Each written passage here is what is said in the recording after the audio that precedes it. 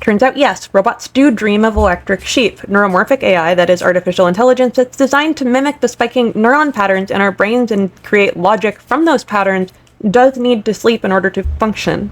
Now, LLMs do not need this. An LLM is a probability matrix. Even the very complex ones are still just trying to figure out the most likely pattern. There's going to be a decision tree with A and B, and the weights can differ, but neuromorphic AI is an entirely different ballgame. Now, it is very complicated to try to get logic out of spiking patterns in our neurons. It's something that our brains have to do, and it's just something that we innately do because we were evolved for it. Those neural spiking patterns result in action. When it comes to an artificial intelligence, we have to play the intermediate, so a computer is going to have to decipher those spiking patterns and turn that into action.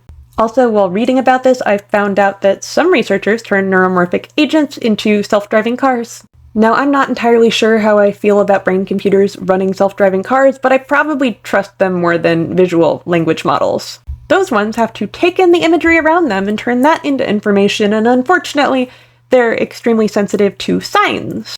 Yeah, being controlled by written language is a little bit of a security risk. I really think neuromorphic AI is going to be able to do all these jobs better. But back to dreaming, you can give a neuromorphic AI scenarios, so it can dream up places that it's never been in before, ideas that it's never seen, and then it can perform better when it actually encounters those. This is, of course, during our downtime, and it's inspired by what our brains actually do.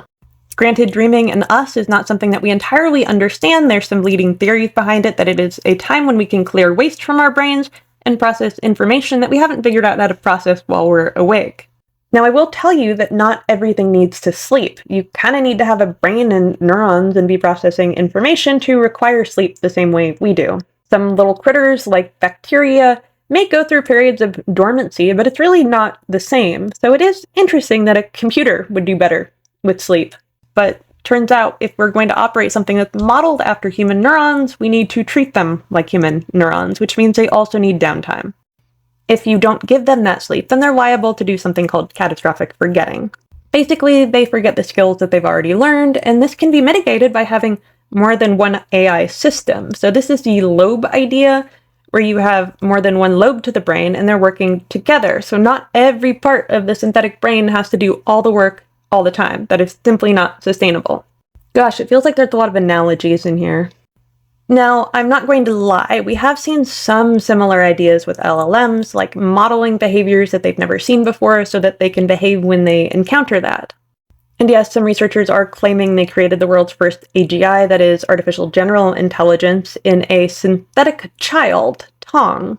They say it has the intelligence to a 2 to 3-year-old and perhaps as much as 6, and they do model scenarios that they've never seen before.